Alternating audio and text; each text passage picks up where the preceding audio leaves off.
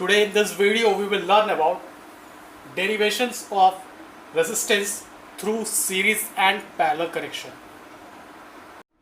Series combination का मतलब होता है कि मान लीजिए आपके पास यहाँ पे दो रजिस्टर है, ठीक है।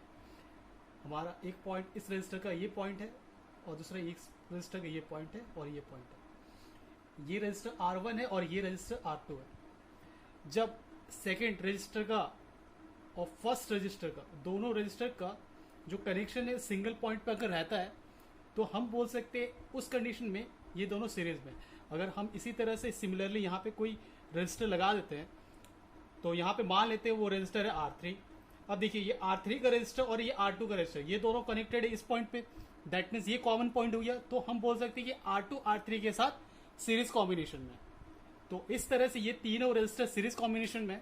और इस रजिस्टर के थ्रू अगर हम कोई पोटेंशियल अप्लाई करते हैं कि मान लीजिए हमने कोई पोटेंशियल रख दिया V, तो ये पॉइंट, ये हायर पोटेंशियल, ये लोअर पोटेंशियल, ये की को हमने क्लोज कर दिया। यहाँ से करंट I जा रहा है और यहाँ से करंट I आ रहा है। अब देखिए यहाँ पे हमारे पास दो पॉइंट हम कंसिडर करें, ये पॉइंट A और ये पॉइंट B। ये A B के बीच में जो करंट पास होगा वो करंट होगा सेम। दैट मीन्स जितना करंट A के थ्रू पास होगा वही करंट B के थ्रू भी पास होगा। ऐसा क्यों होगा? क्योंकि सीरीज कनेक्शन में करंट चेंज नहीं होता है। यहाँ पे हमने अप्लाई किया पोटेंशियल, ये पोटेंशियल इस रेजिस्टेंस के थ्रू, मान लेते हैं हम यहाँ पे इन दो पॉइंट के बीच का जो पोटेंशियल है ये मान लेते हैं हम V1 है।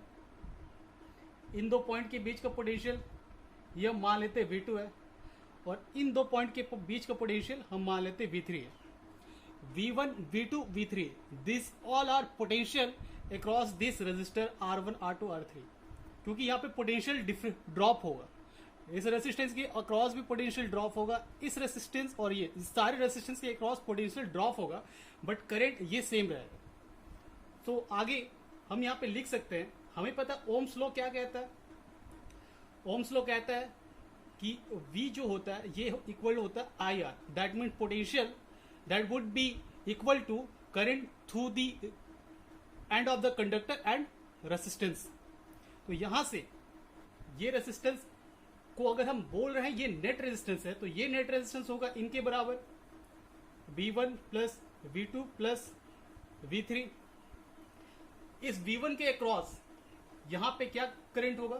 तो V1 के अक्रॉस हमारे पास इस फॉर्मूला के अकॉर्डिंग करंट, चूंकि करंट तो सेम है तो हम इस यहां पे लिखेंगे I करंट ही इसके थ्रू पास होगा, बट रेजिस्टेंस है R1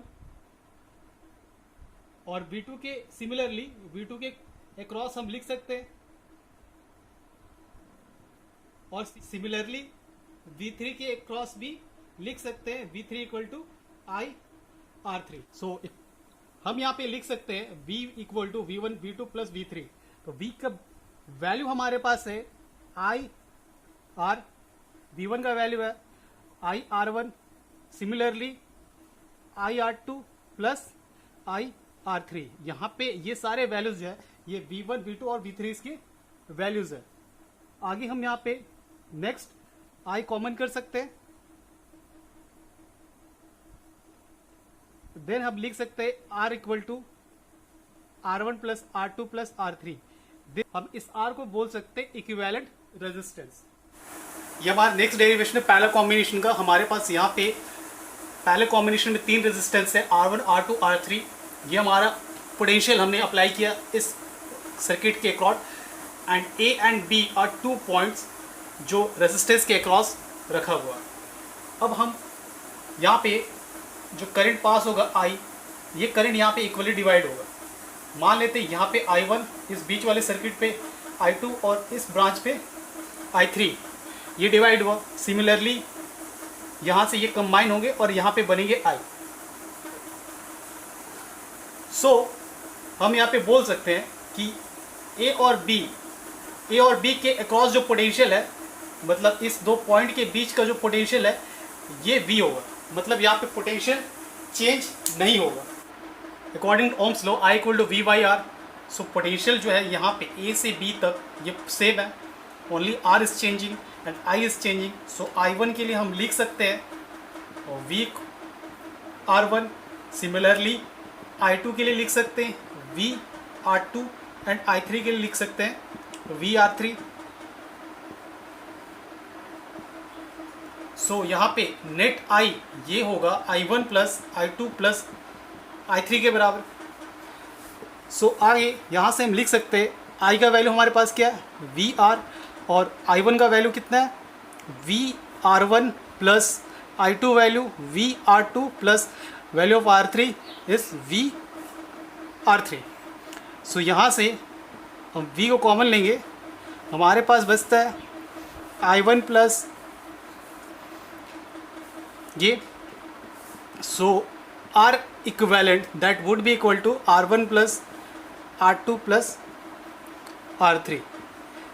that is our parallel connection resultant value.